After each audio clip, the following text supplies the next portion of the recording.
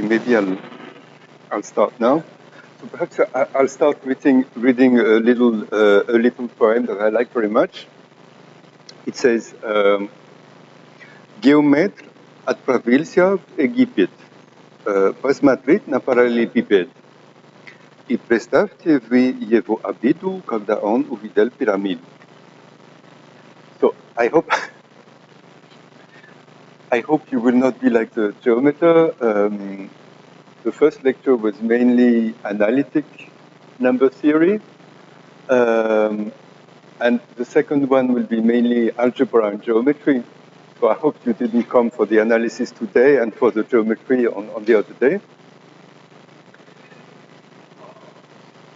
Sure. Is that better? Okay. So at the end of the first lecture, I defined what would be the zeta function. So I called it of a scheme. Who doesn't know what a scheme is? Does not. Great. Okay. Well, nobody asked, so I suppose, but so I recall the definition. It's copied from the Riemann zeta function. So you take the product over all closed points. So I will denote like this the set of closed points of 1 minus, well, cardinality of the residual field minus S and minus 1. So as I explained, it's just set theory that this decomposes as the product over P of, well, I will write it like this, X, P, S, where I denote XP, the fiber over P. So my scheme is something over spec Z. So each time I have a closed point here, I denote by XP the fiber above P. Or in naive terms, it's just you have equations over Z, and you take the reduction modulo P. So we have that. So perhaps I want to compute at least one example by hand, an easy example to see what those things mean and what they do. And surprisingly, we'll end up with the same Riemann zeta function. But of course, for more complicated variety, you get more interesting, or you get different.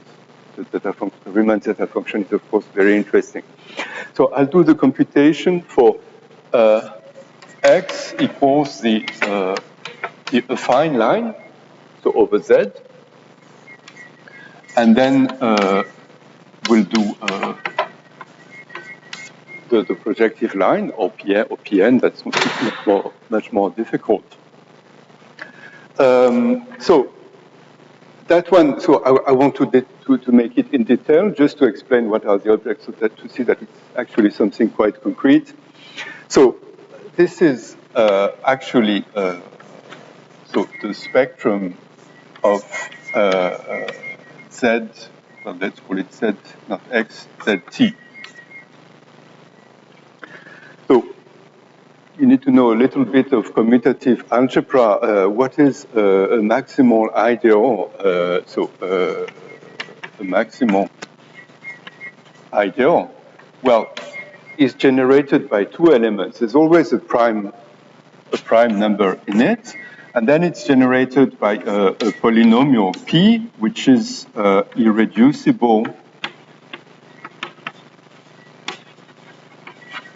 modulo P. Now, if we want to compute these things for spec, so XP will be just, well, the spectrum of the reduction modulo P, that is of Fp of T. Where I remind you that Fp is Z over PZ but meaning that we look at it as a field. So in that, all the maximal ideals is just the maximal ideal is just, well, if I want it to be a bijection, it's just an irreducible polynomial. And if I add unitary, then there is really a bijection between the two. Otherwise, of course, you can multiply by a constant and you get the same ideal. So if you write the definition of the, an irreducible polynomial, so I will again denote it by P. So what in this case will be well, you would write it like this, K of P, the residue field. Well, by definition, it's Fp of T modulo the ideal generated by P. So if you want to compute the cardinality of this field, well, this is an extension of some degree over Fp. And what is the degree of the extension? It's just the degree of the polynomial. So this is just P to the power, the degree of the polynomial P. So I'm sorry, there's a small p and a large P. I hope that's easy to read.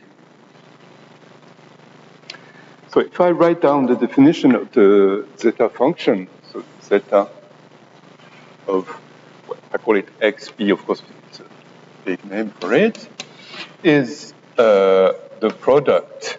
So overall, so large P,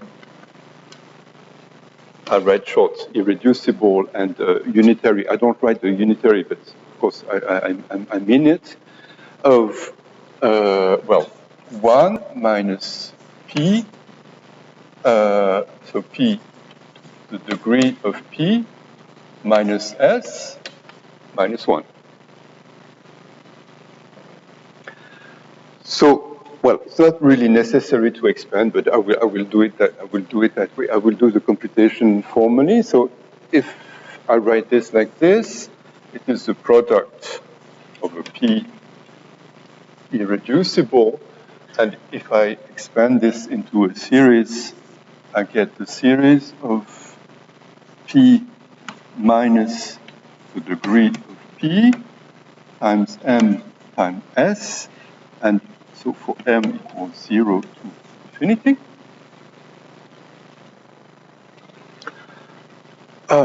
So if I make the product of all these, I expand now again the product, I will get a sum of things like this of a P, and I will get minus, so M1 degree of 1 plus say MR degree by R times S, where the MI's run through all the integers and the PI's through all the irreducible polynomials. So if I know unique factorizations of polynomials, what I get here is the degree, is the sum of all polynomials. So I can rewrite this, perhaps I'll rewrite it here. This is equal to the sum over P minus, so the degree, maybe I'll give it another name, Q times S over Q now. So I must take into account in my notation that, I mean, there is the 1 here, perhaps I will put it here, I will put it 1 plus, and then I take here all unitary polynomials of degree, well, at least 1. Of course, I could include it into 0, but I don't want to speak of the just one. Now, that becomes almost concrete. I can write this as the sum, well, here it would be from d equals 1 to infinity. I write p minus ds. And here, what do I have to put? I have to put the number of unitary polynomials of degree d. Okay? But that's easy. That's just p with a d, over a finite field. So perhaps it was not very. I put the one to stress that the series starts by 1. It's not necessary, of course. So this is just the sum. I can rewrite this as p1 minus s to the d. And it's a sum from d equals 0 to infinity, so it's just a geometric series. So I get 1 over 1 minus p, 1 minus s. Okay, I think you recognize our friend. So the conclusion is that the Hasselbalch function of the affine line, so the affine line over z, is the product over all p of this. So this I write p 1 minus s minus 1. So you recognize this is just the usual zeta function for at s minus 1.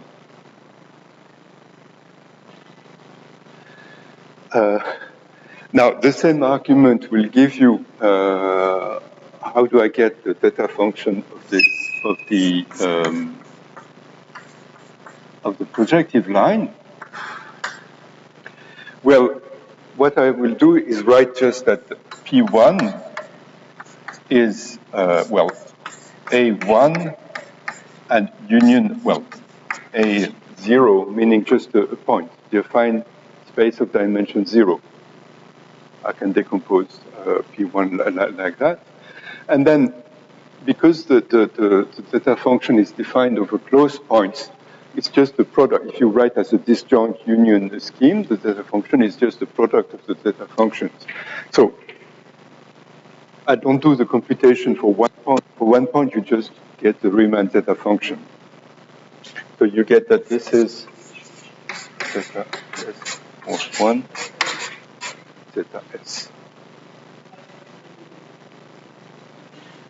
Of course. Конечно.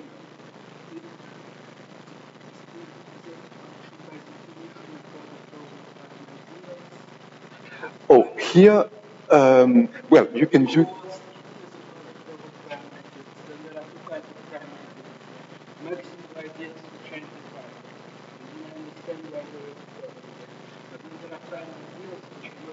Okay.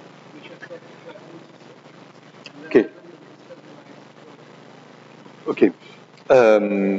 So there's two different things. Over Z,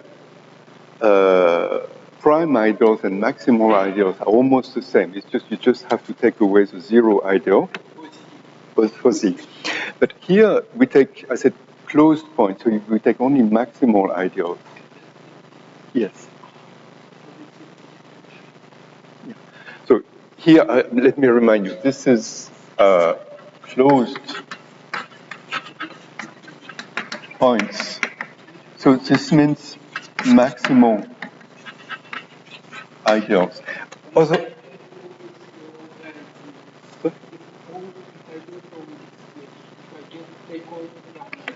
oh, you run into right away into problems, because for an ideal that is not maximal, this is almost never. Well, actually, this is never finite. I mean, it doesn't make sense. Or you could define it, then it's always zero. It's not interesting. So no, you really look only at maximal ideals. No. In some sense, it's just like if in the Riemann zeta function, you wanted to add the zero ideal. You can't do that. It's not finite.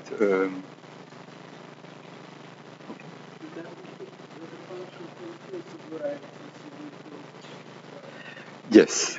Well, the idea is that, okay, maybe that's an idea I've already given, is that in some sense the zeta function is a sophisticated object for local global principle. You piece together local information. Let's say, what is a prime number? That's something simple. So the list of prime numbers is something relatively simple. What is difficult is when you put them all together. So, I mean, each part, the function, what I mean is that the function, this function is trivial. It's extremely simple.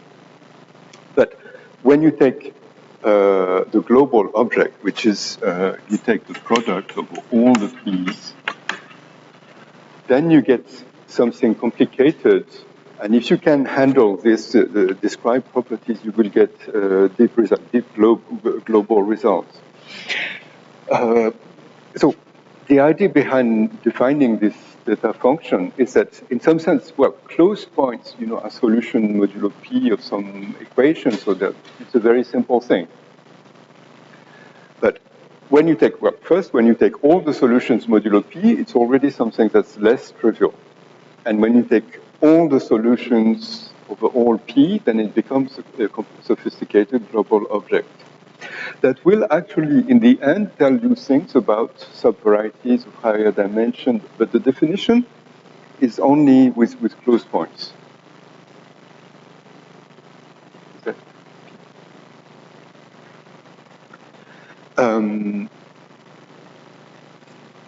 Okay, so I hope that gives a feeling. What is the zeta function here? So now I want to study a bit more generally essentially what is the zeta function of a variety over a finite field, because that's what this xp is. So I will give it another expression.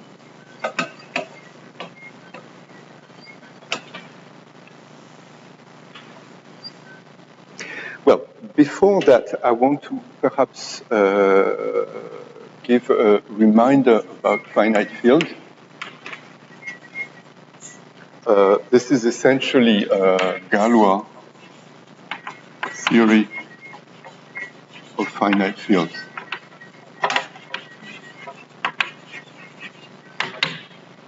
So many of you probably already know that. If you don't know, listen carefully.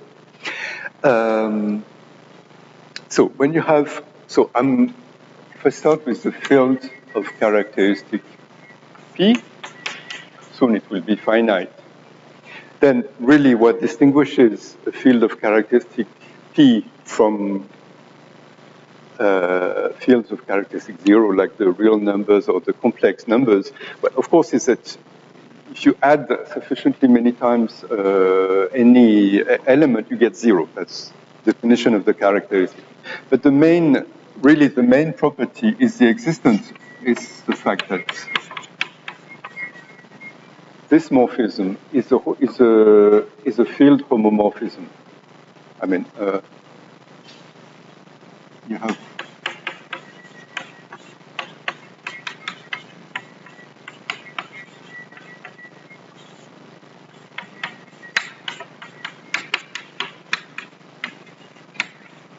so. Of course, this is trivial. This is true in any field, any ring. But this property is true exactly because you're in characteristic P. It's a fundamental phenomenon.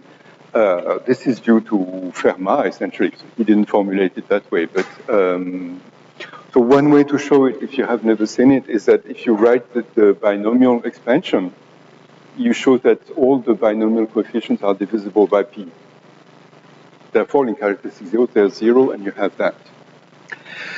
And further, so you have this, and what about the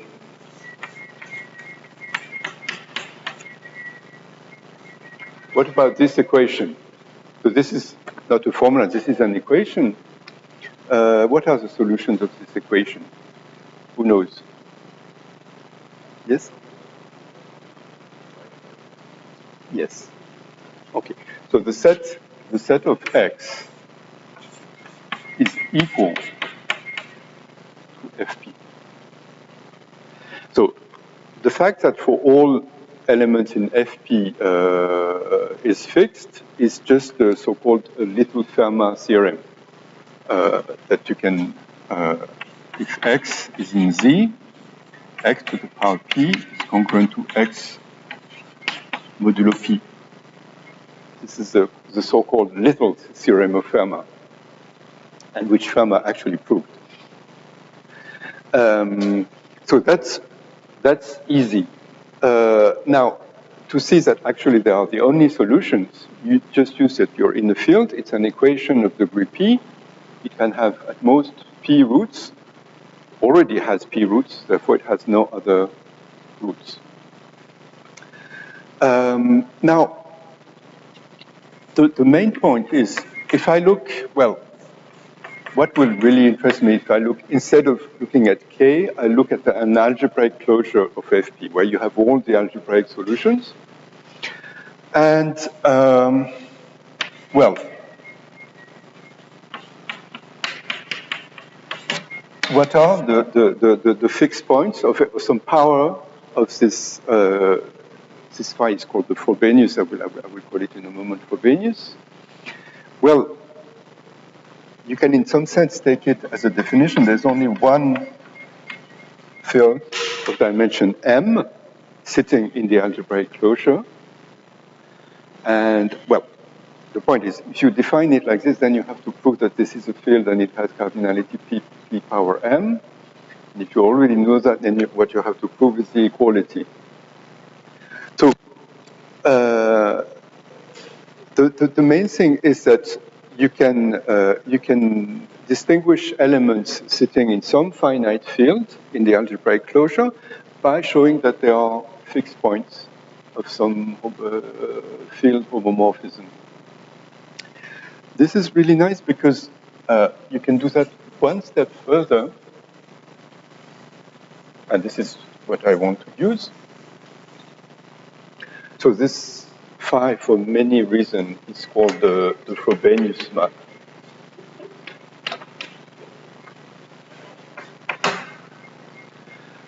No, as I said, Fermat considered it a long way before, but in the geometric context, it's really Frobenius that used it. Well, if I start now with, I will call it X, an algebraic variety over, so I do it over Fp. It would be just a matter of notation to do it over Fq, some finite field. I will do it for Fp. It's simpler for notation's sake. Then I'm interested in looking, I want to observe the following, is that I can still define the map from X to X in the following way. So I will define it point-wise. That's simpler to define. Well, to a point with some coordinates xn, I associate x1 to the power p, xn to the power p.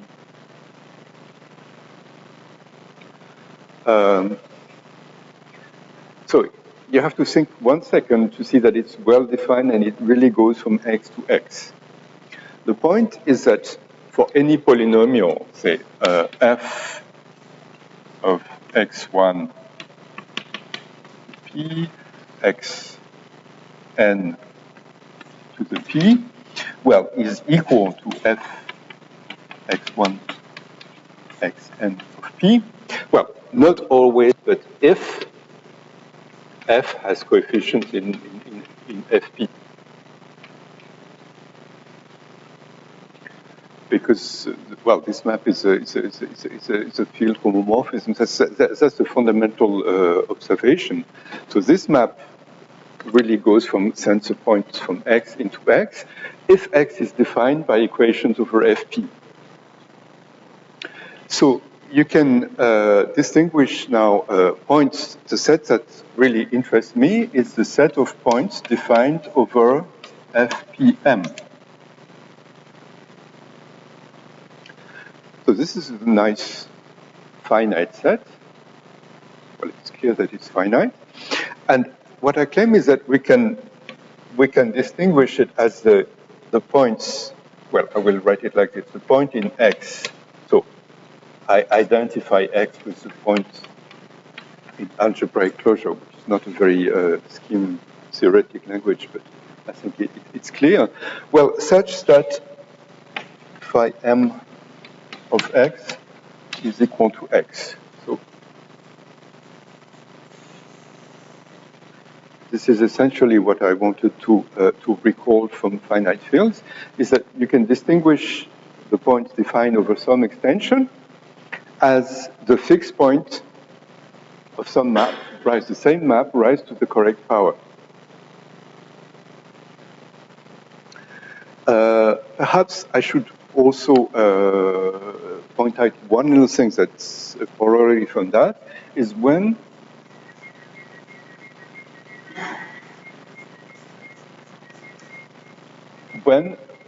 so I take finite fields in a fixed algebraic closure. So when is some extension contained in another extension? So it's easy to see for any field. So this is an extension of degree m of Fp. This is an extension of degree n. This certainly implies that m divides n. This has nothing to do with finite fields. But the beauty of finite fields is that it's equivalent. And only for finite fields, but it's completely false with other fields. But in that case, you get that this is, I mean, the only subfields you get is for each m dividing n, you get this included. Okay. And this is almost clear from this definition.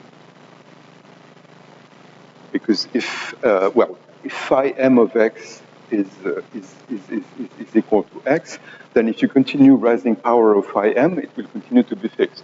Therefore, it's contained in that, and vice versa, you get this. So I've summarized the, no, there's one more thing that I want to say about finite field, is if you, I call this, I said, why this is Galois theory. I've explained Galois theory of finite fields. So who doesn't know what a Galois group is? Good. So now, if you've never seen it, you know what the Galois group of the finite field is.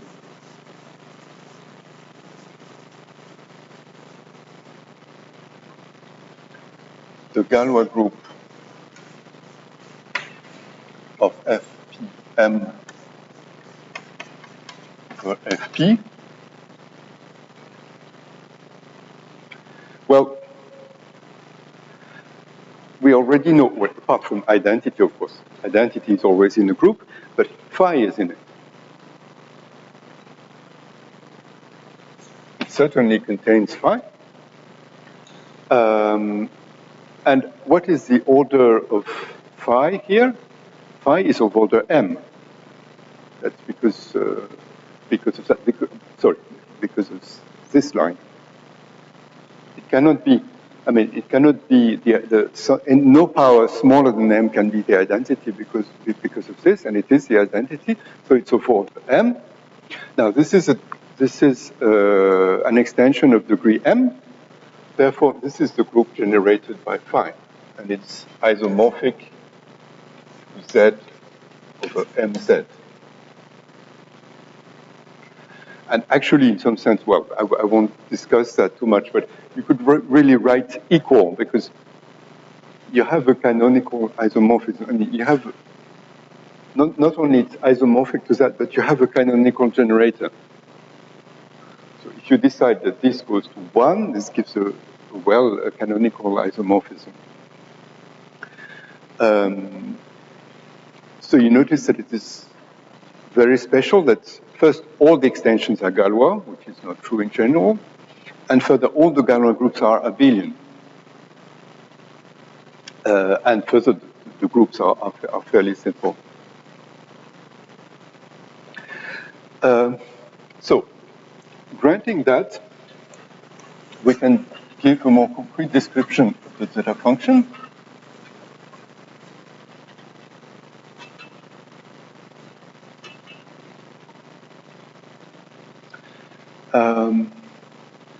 So I'll start again with the definition. So I will write, well, for any point x, closed point on x. So the closed point in x. So x is my variety defined over Fp. So what does it correspond to in terms of points over the algebraic closure? Well, if you think of it, it corresponds to a set of Galois conjugate. When I did the computation over A1, an irreducible polynomial in terms of the roots, it corresponds to a set of Galois conjugates, algebraic numbers that are conjugate. So here it's the same. Closed points correspond to an irreducible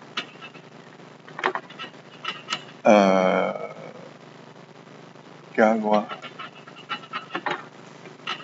conjugacy class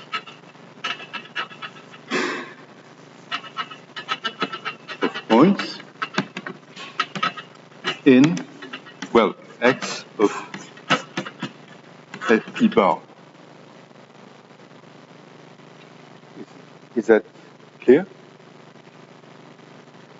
You think of the affine line. So the affine line, you have two sets you want to compare. The set of closed points as a scheme, or if you want a set of irreducible polynomials. And you want to consider, well, the set of algebraic numbers on the affine line. And what is the correspondence between the two? Well, one polynomial, you associate its roots. So what is the set of roots if you have an irreducible polynomials?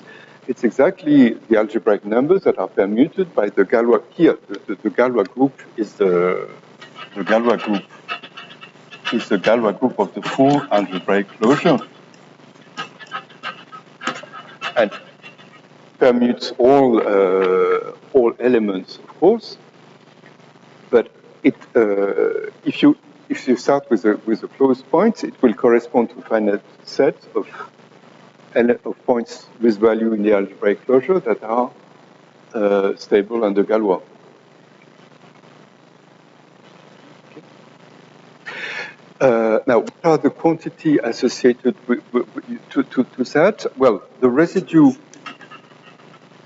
the cardinality of the residue field is, well, usually you denote it like this, is P, well, let's call dx to the degree. Well, this corresponds, here it corresponds to elements x1, x2, etc. And it says that the field generated, well, by any of them, because they generate the same field, is of degree dx.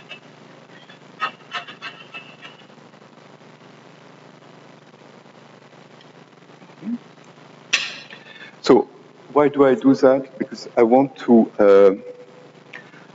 express the zeta function in terms of all the numbers here. And we'll see that there is a relatively simple expression that I compute now.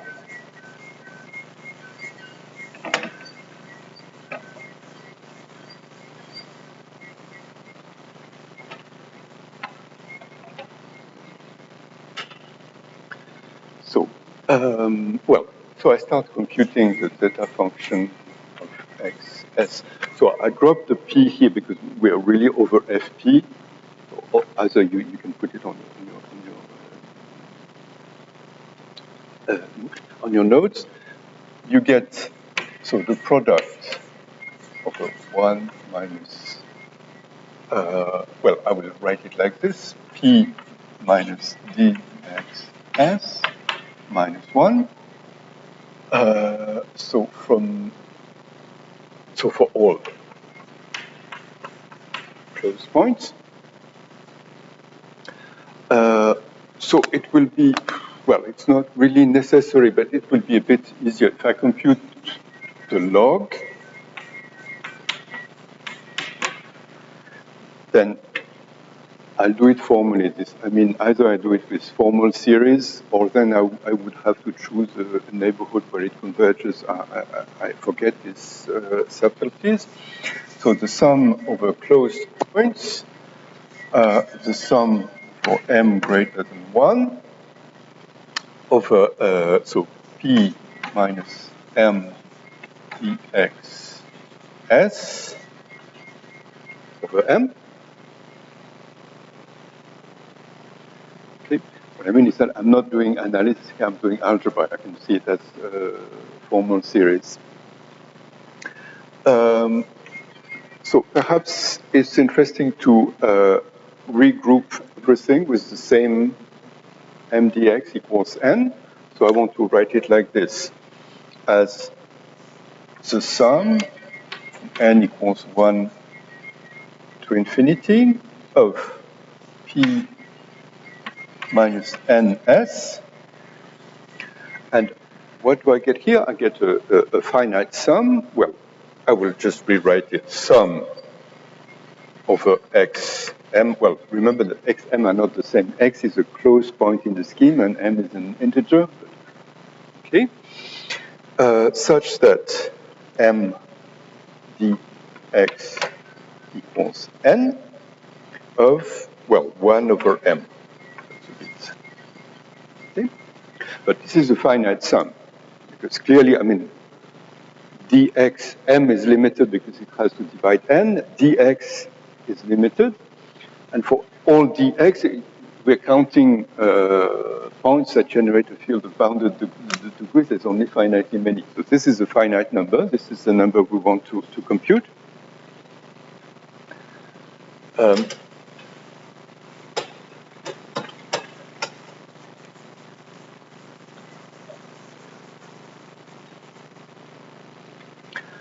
So let's call this, I won't need that notation later, but just to maybe I will just.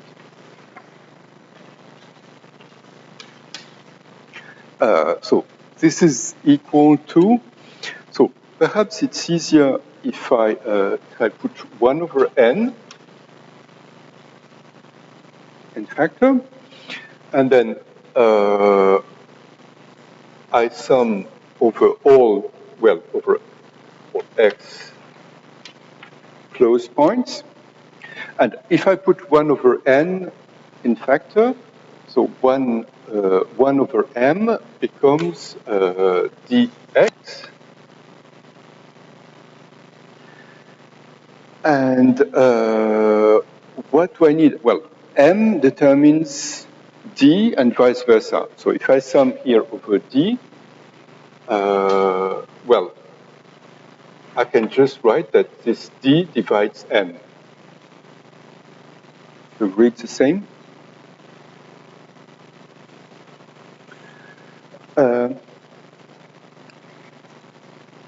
Now, what am I counting? What is the sum over dx? Say where dx is equal to d. What is this? Well, I can view it like this. For each point x, there is dx algebraic point defined over the algebraic closure. So this is actually the cardinality of points, well, P in X of Fp bar, such that, well, the field that the point generates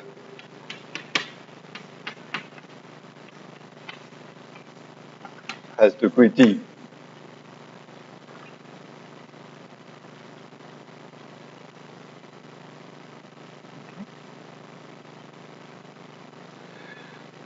But now, so this is when I compute this sum, so I'm computing the number of points in the algebraic closure such that the degree divides n.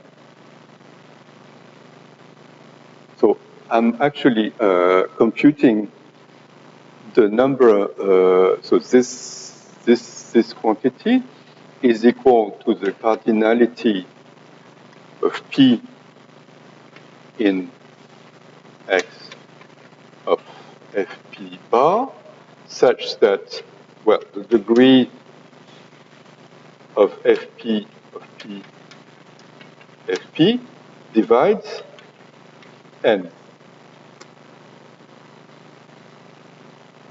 But this is just the number of points in Fpn, because all of them, if the degree divides n, that means that the extension is contained in the field Fpn. And reciprocally, I mean, if I take a point here, when I take the extension that it generates, it can generate a smaller field, but it can only generate a field with degree dividing n. So I get all of them. And therefore, the conclusion is that this quantity here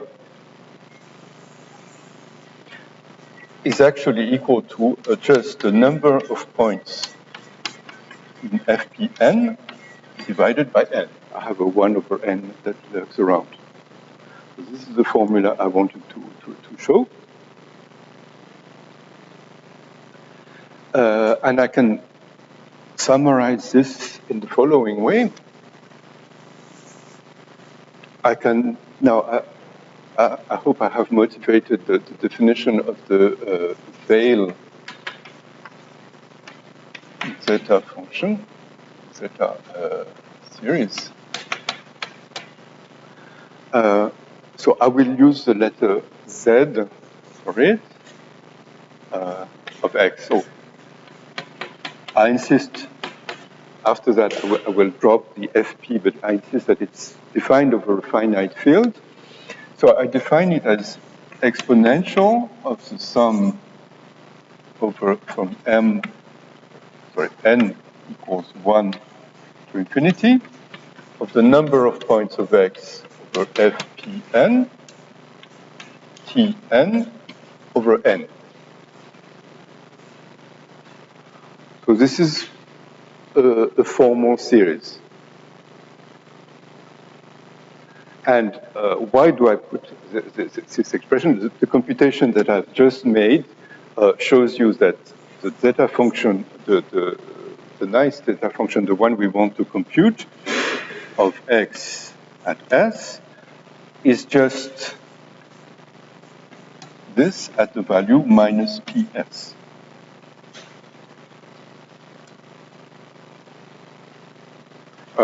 This is just the formula here. Well, I take that the log of this is the sum of p minus s, these numbers.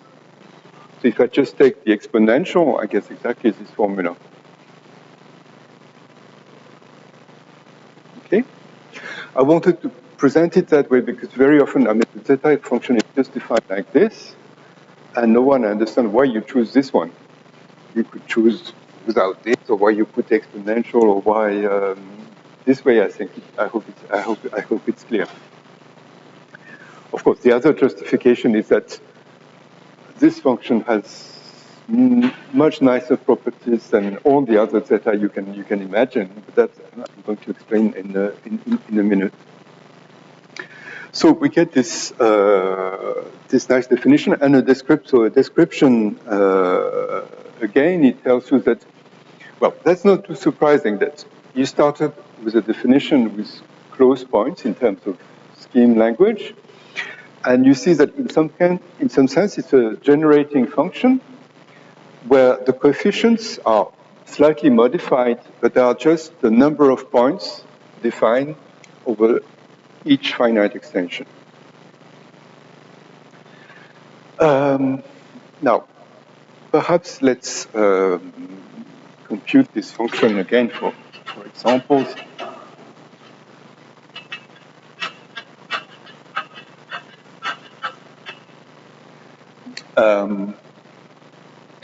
So let's start with an easy one, an. So if I take x equals the affine space of dimension n. Sorry, perhaps I should take, well, never mind. I'll take a different letter for the summation. Then what is the number of points over fp, so fp, say m? Well, of course, that's p, m, n. So the log of z of a n t, so it's just the sum from m equals 1 to infinity of this number divided by m, tm.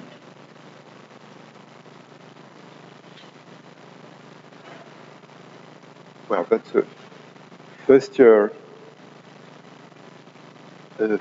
university formula. You recognize minus the log of 1 minus p n t. Okay. Therefore, I have the formula for z of a n t. This is 1 over 1 minus nt. That's my first computation. So more interesting is the computation for the projective space.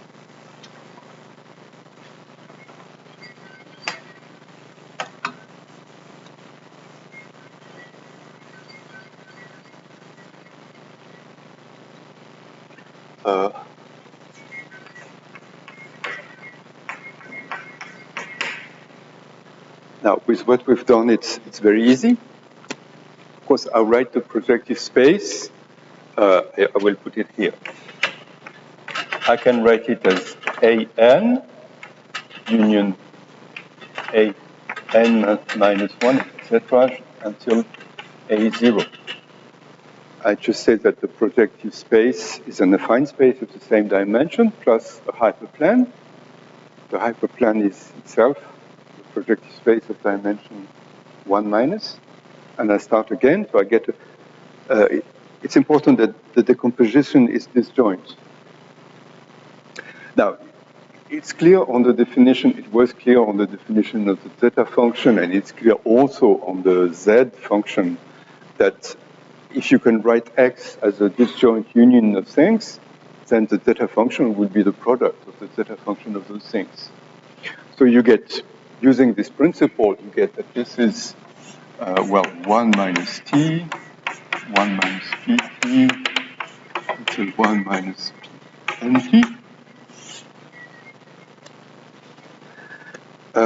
So I'll give other examples. Well, I won't make the computation, but I just want to make the experiment on it.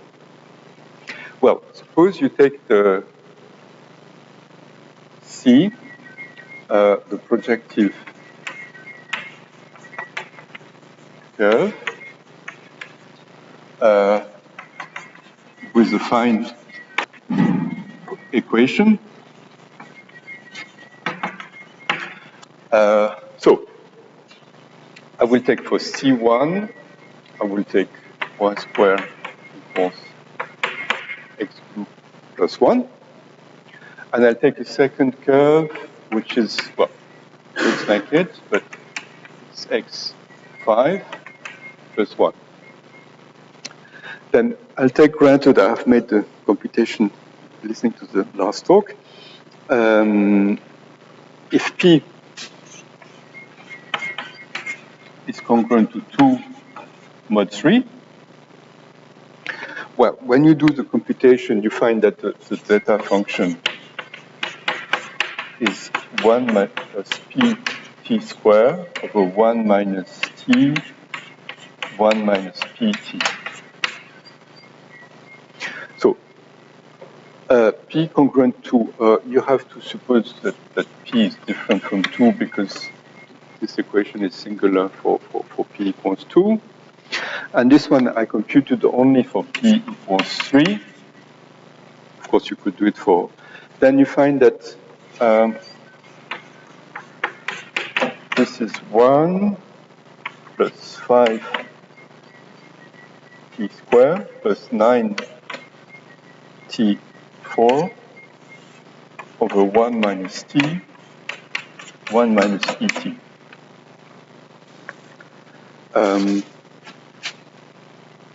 So this is just examples. Now I want, in some sense, to try to guess properties on these examples.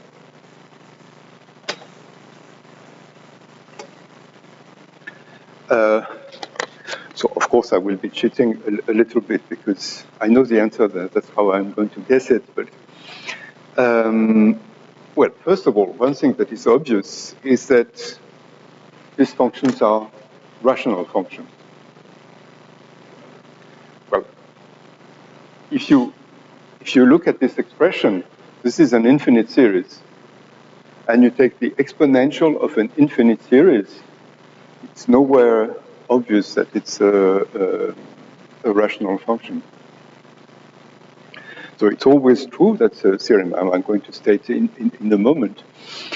I should stress perhaps one of the things that what this means. A rational function is determined by finitely many coefficients.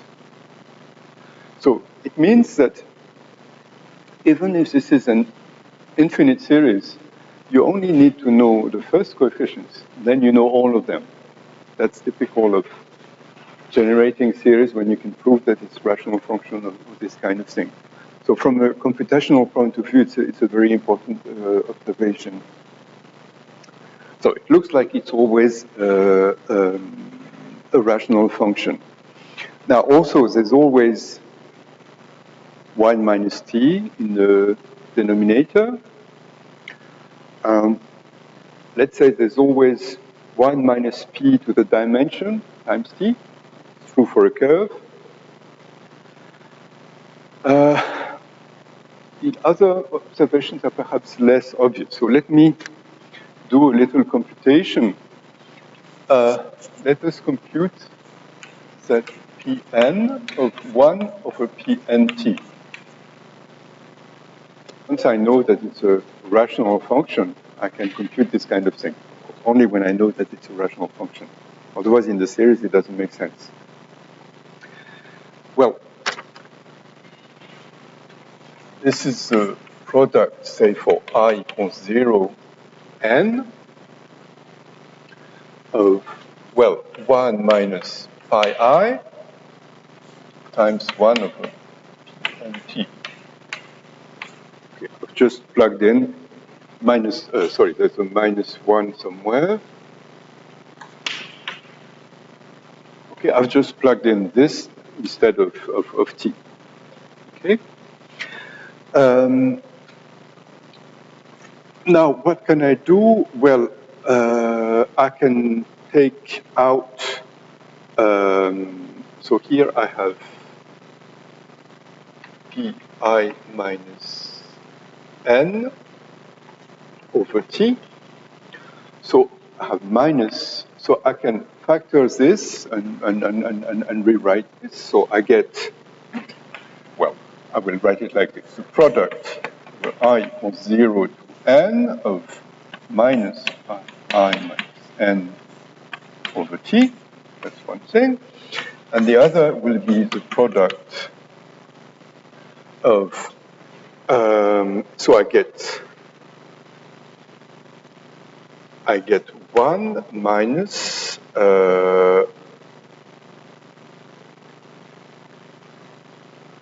pi n minus I t. When I factor this out. Now, so I still have a minus 1 everywhere. So minus 1, minus 1. Okay. Now, once I have done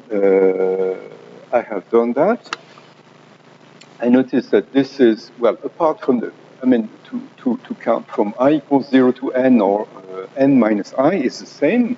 So here I recover Pn of t. And here I get, well, there is a sign. There is a power of p. So the power of p is negative, and it's the sum of all integers from 0 to n. So it's pi n plus 1 over 2. And I get a t minus n plus 1. So I prefer to rewrite it like this.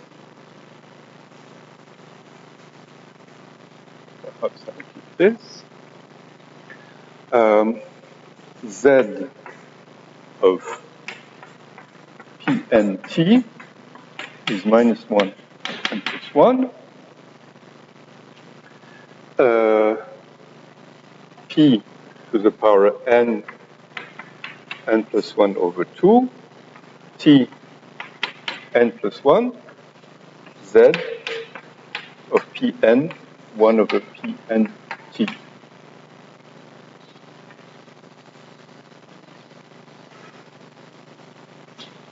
Okay, that's my first formula. For this one, perhaps I will give right away the answer Z of C1t actually is equal to Z of C1 1 over Pt.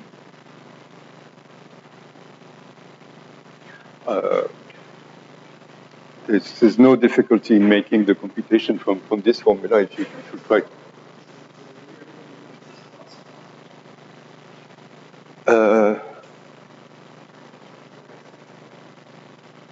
So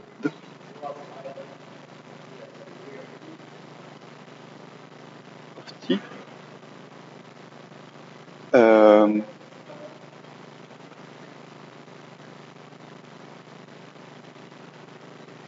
Yes, you're right. Wait, there's something. So I have a minus 1. Yeah, you're right. Wait, there's something.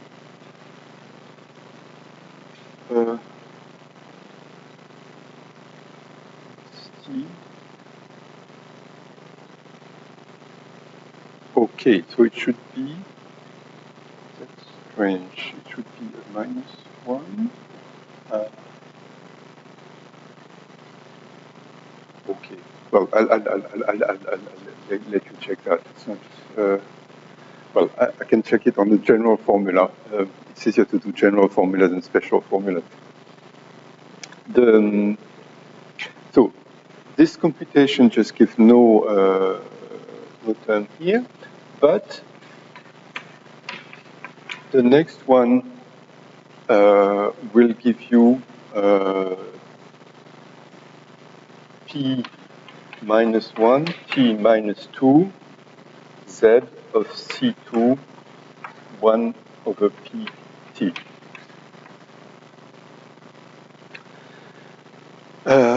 Now there's a little quiz.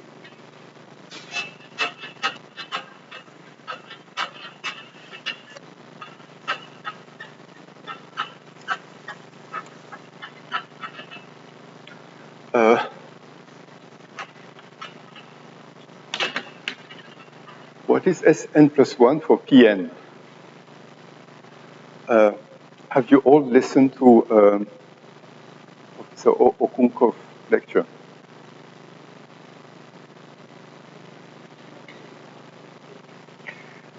So he showed you what was the dimension of the cohomology of Pn.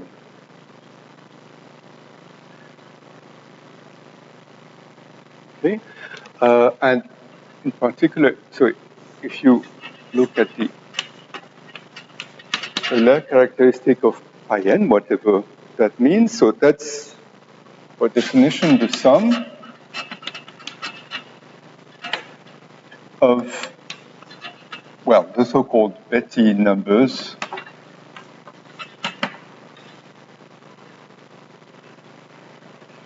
okay, so for any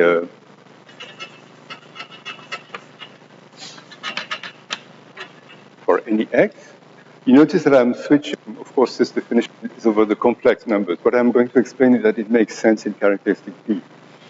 So I'm relying that you've already seen this kind of thing, I hope. Now, if you compute the Euler characteristic of Pn, well, the odd homology is all 0, and all the even cohomologies have dimension 1, generated by the plane of the correct dimension. So the Euler characteristic is n plus 1.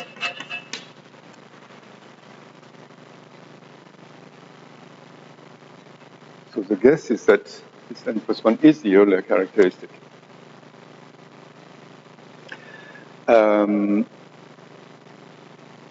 Now, if you look at this formula,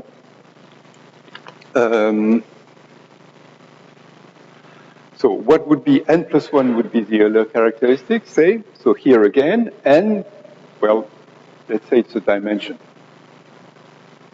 And here, what happens to that? For curves, so I'm relying that you know some topology of Riemann surfaces, all that. What is C1? So this picture is over C.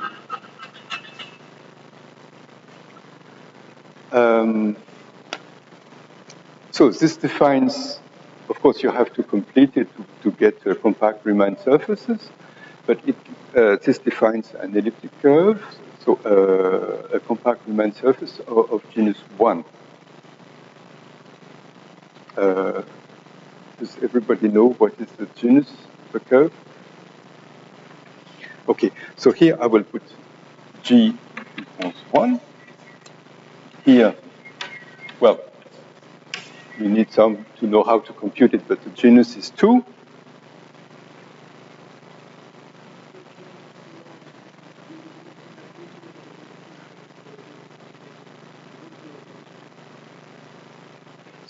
So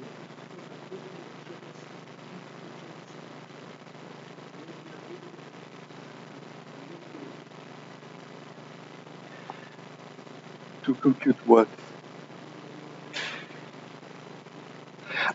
No, that's complicated. That's complicated to compute the Zeta function. But to compute, let's say, if you have the equation of a curve to compute its genus, the genus is okay. To compute the genus 1, I will give in detail the L function of an elliptic curve. That I will give in detail.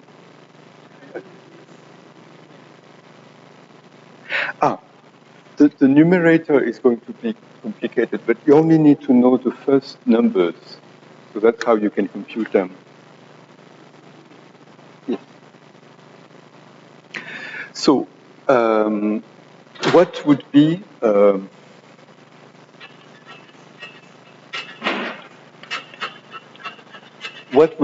Euler characteristic of this curve. So C1, I make a drawing, is a donut like this.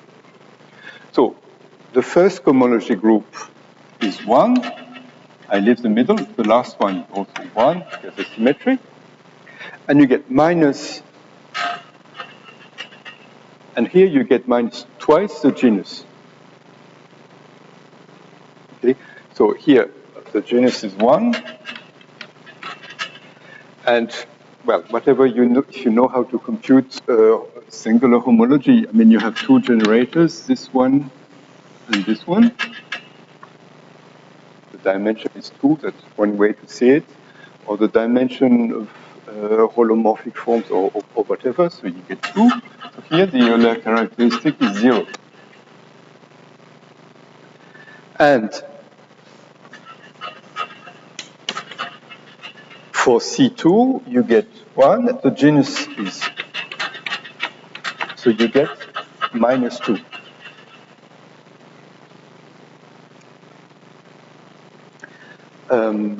So this is great. That gives you the, well, that suggests that this picture with the Euler characteristic seems to hold true.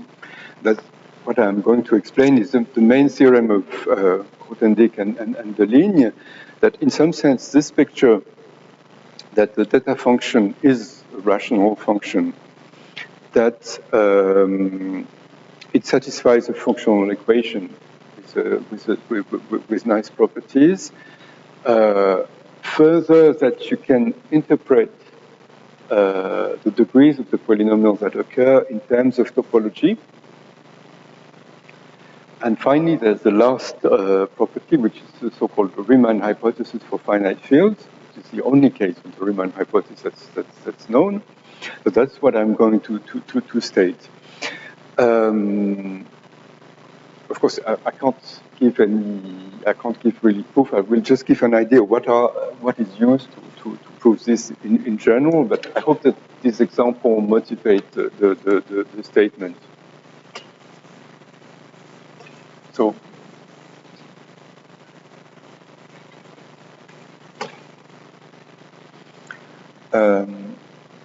So the theorem is due to, well, many people contributed, but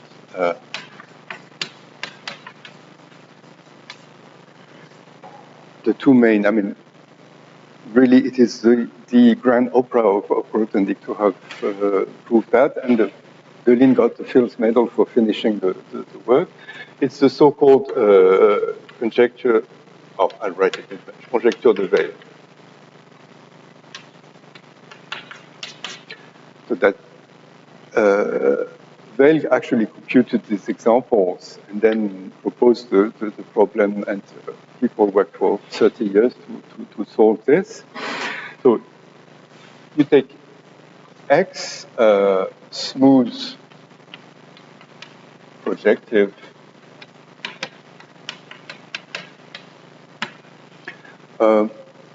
it should be clear that you need nice varieties to have nice formulas. I mean, if Pn, if you take away points, for example, you mess up the functional equation. You still get a functional equation, but it's much more complicated, that it's not very symmetric. If you pinch together points, so you make it a singular varieties, again, you will mess up the functional equation. So this hypothesis is natural. So the properties is that this function is a rational function, and more precisely, you can write it as something like this: Pnt p to n minus 1t over p naught of t, p to n of t. So with pi in zt, and let's call it degree of pi. So I will call bi of x. So it's not entirely clear that those degrees are well defined because you could have compensation, but I will give below a property that implies that those polynomials are well defined. There's no factorization possible. So the second property is the functional equation. So I don't want, where did I write it down?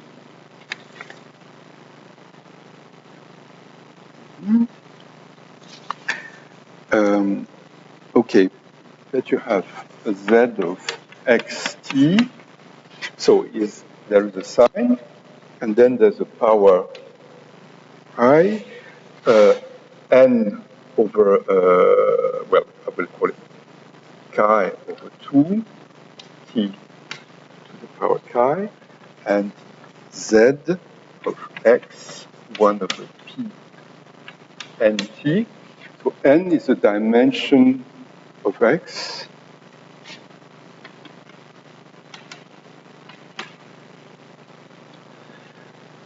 So there is always this functional equation.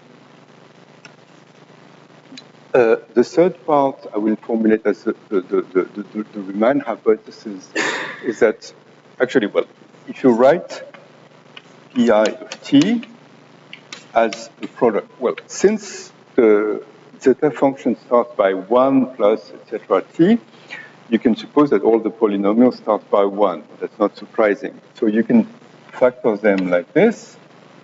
So I will write it like a, say, k, t. So for k equals 1 to bi. So that I've written nothing. I just factors somehow with algebraic integers because it's a polynomial with integral coefficients. The fundamental property is that those all have absolute value pi over 2. That's the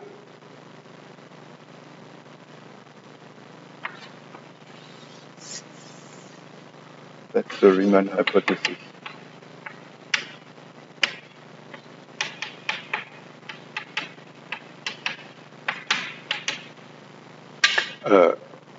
Once we translate it in terms of the original zeta function, it will be clear why it's called Riemann hypothesis. And the fourth property is that, well, I will write it like this, that bi are Betti numbers from topology.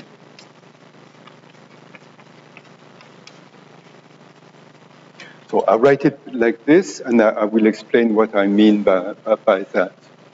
So let me explain. So the number chi is equal.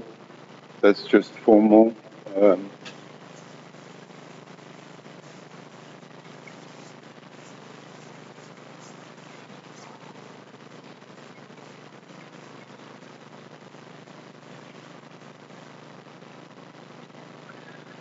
So the remarks. So this is the statement of the Veil conjecture proven by Grothendieck and Deligne. So there are many remarks to be made. I'll just, well, one of the first one is that it's quite formal to deduce from that chi is equal to the sum from I equals 0 to 2n of minus to the I pi. It's formal. I mean, you can't have an functional equation of that type without the chi has to be equal to this kind of thing. Okay. So the second is, why is this called the Riemann hypothesis? Well, in some sense, what it says is that the the zeta function so factorizes as a product, well, factorizes as pi 1 of pi minus s, pi 2n minus 1, pi minus s, etc.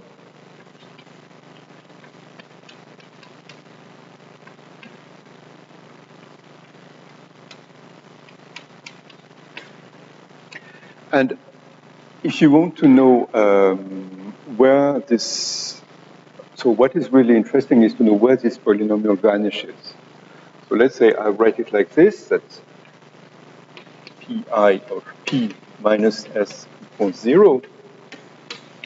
Well, this implies that p to the power s must be equal to sum of the alpha I. So it implies that the real part of s should be equal to I over 2. So if I formulate it like this, I hope it's clear that it's an analog of the Riemann hypothesis. So this is exactly, well, it's a trivial consequence of this, and it's essentially equivalent. And this is, of course, in some sense, the most difficult part of the Weil conjecture. Essentially, sort of everything was proven by Grothendieck, but he couldn't prove the third property, and this is the one that was proven by Bellini. And finally, I want to explain what I mean by the BIs are the Betti numbers from topology. So what I mean,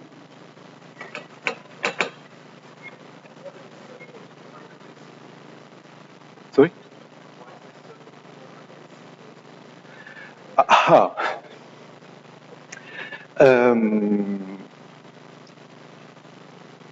There's a thousand reasons. That's why I hesitate in the answer. It's the property that's most used. I mean,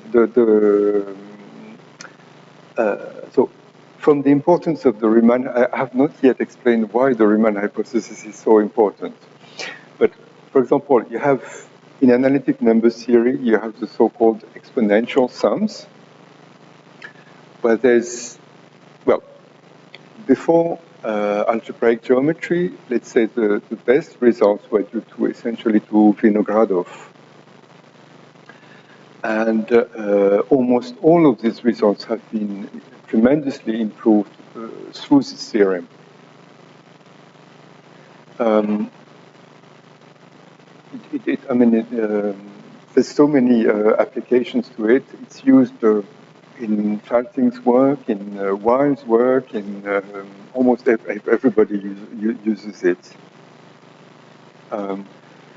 It seems, I mean, the true significance of the Riemann hypothesis is still a mystery, as is the proof, of course. But it's quite clear that it's a statement that's used for almost everywhere.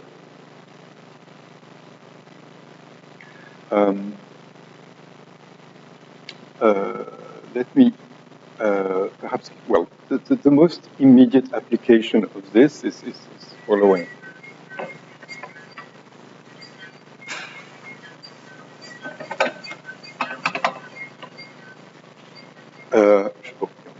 I'll explain that, and then I explain quickly number 4. I should stop at 6. Okay. So, well, you can deduce from that the following formula. That's sort of formal. Is that the number of points here? Okay, I forgot to say something. That P0 is always 1 minus T, and Pn, I need room to write Pn. Pn is 1 minus Pnt.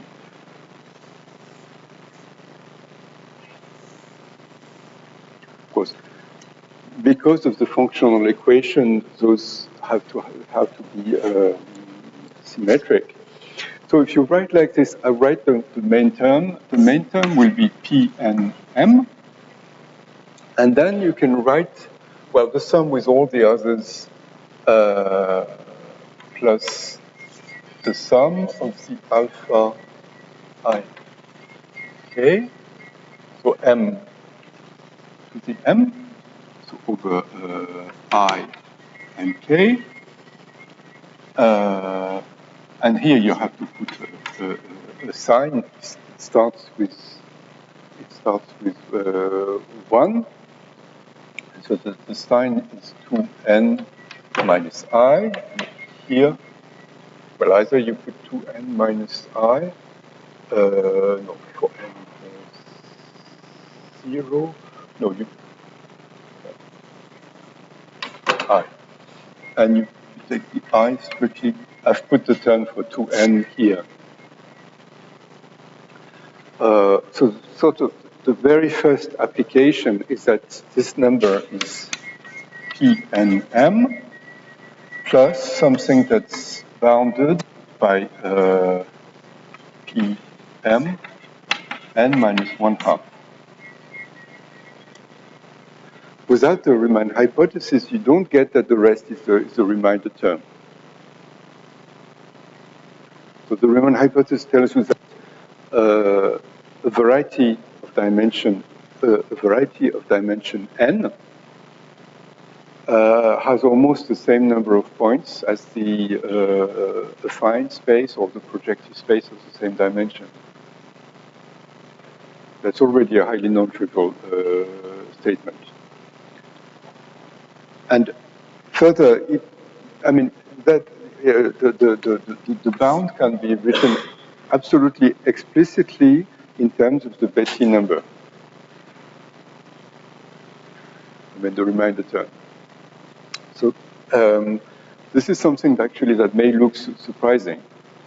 It's not true at all if you look at rational points of a Q. It's not true at all that an algebraic variety of dimension n has roughly the same number of points as the affine space. It's completely false.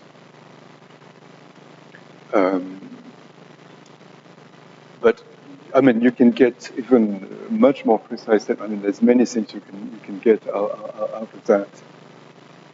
Especially if you know something about the Betti numbers.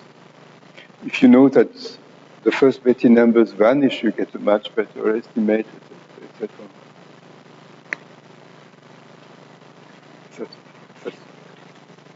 Okay, so I'll finish this part by just perhaps explaining what I mean by the Betti numbers from topology.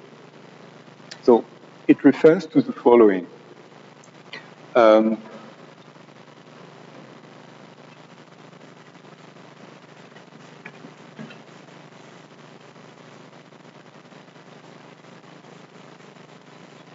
So taken literally, of course, it means nothing because Betti for topology are for let's say, a projective smooth variety defined over the complex numbers. And here it was the object defined over Fp. So how can we compare them? Well, there's one case where we can compare them. You suppose that I will write it X is a sort of smooth projective variety over K, let's say over Q, over a number field in general. Let's say over Q. And let's say that it has, with a model over Z, actually, a variety over Q always has a model over Z, but with smooth reduction modulo P. So that's a serious hypothesis. In general, you cannot reduce modulo you take any prime, a variety defined over Q, it does not always have a smooth model of modulo P. Okay. It means you can choose the equation such that if you reduce modulo P, the equation remains non-singular.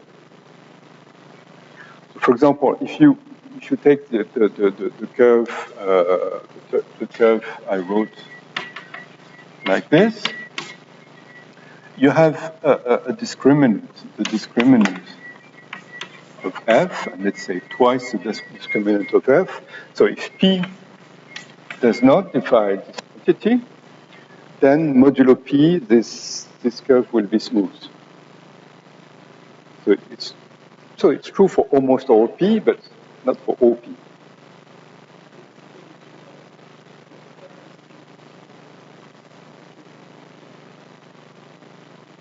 For which?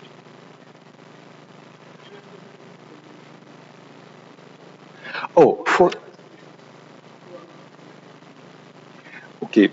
this curve, what it says is that, so for a curve, so you get the formula IT over 1 minus T, 1 minus PT, and what you get is that the degree of P1 is twice the genus of the curve.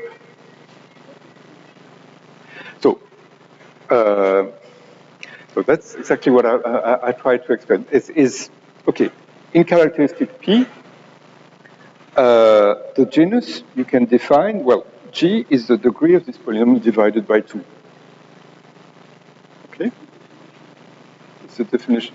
You can give that as a definition. What I'm going to explain is that gives the same thing. So if those two are related by this, I mean, so you get a smooth, so you get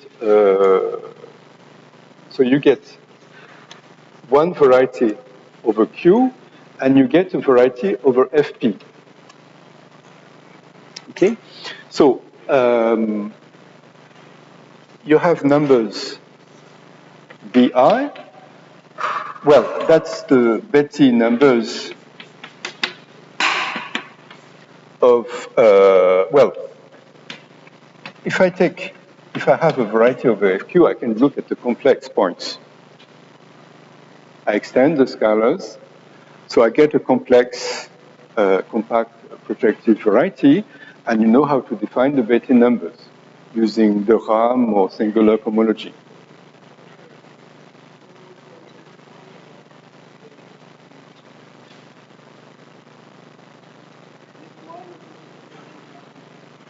One is not an even number, that's true. But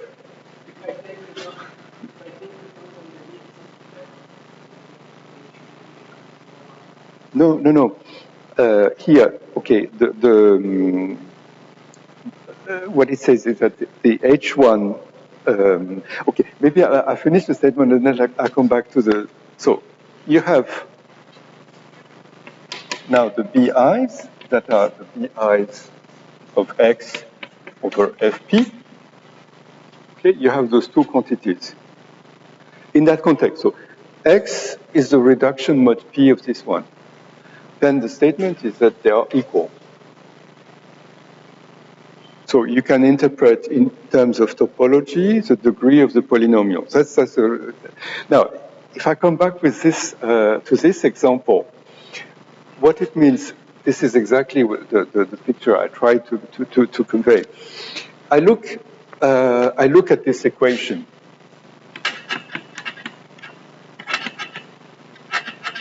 Okay. Now, for P different than 2 and 3, if I reduce mod P, I get a smooth curve. It's a small computation. Well, you can quickly do it. It's not difficult. So if I compare now, I have two things. This, if I look at the complex point, I add the point at infinity, I get this picture. So I get Betty numbers that are 1, 2, and 1. Okay. Now I take this one modulo P. So what the theorem says is I get three polynomials which are 1 minus T. Here is 1 of t, and the other one is 1 minus pt. And the claim is that the degree here is 1, the degree is 2, and the degree is 1. So does the statement becomes clear?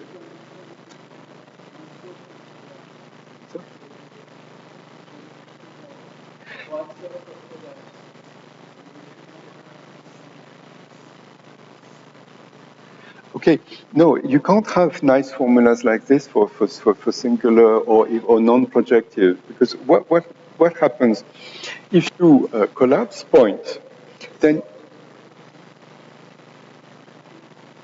if you collapse something, I mean, if you go to singular varieties, or if you remove something, then this picture will be modified. I mean, you'll have other polynomials in the numerator.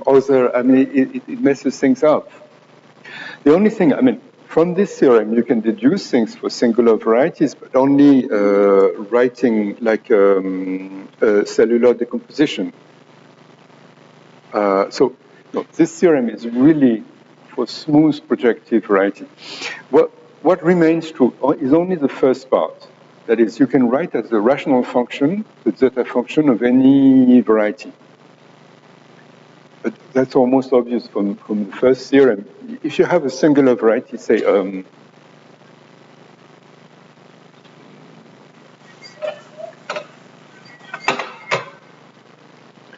let's say, well, you have a curve with a node. So what can you do to compute its zeta function? Well, let's say it is a zeta function of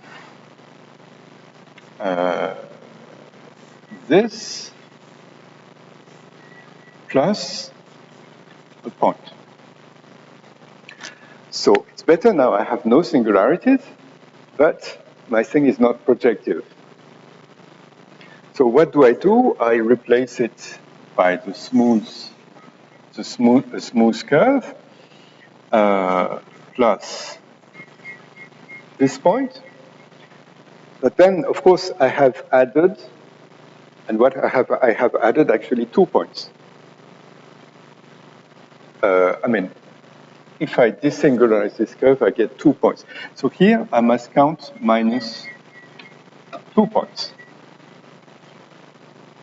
So during this kind of things, you can write the zeta function of this as the zeta function of this nice projective curve multiplied by the zeta function of this point minus the zeta function of these 2 points. Beware that those 2 points are not necessarily defined over Fp, so maybe you can't separate them. Okay? And now, if you write the formula, so you can write everything like this, but you get the product of 3 things. So the formulas are all mixed around. Yes. Okay, except that one complication is that incharacteristically, in general, resolution of singularity is not known. It's known in map 2 dimension, I think 3 now.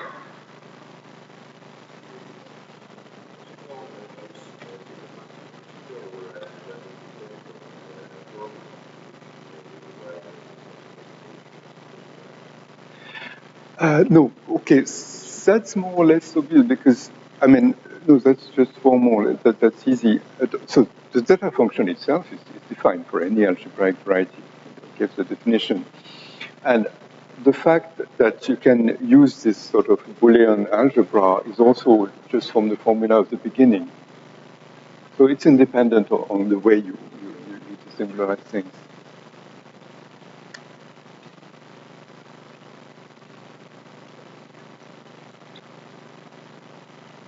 Other questions? Oh, okay, so I think we will stop today.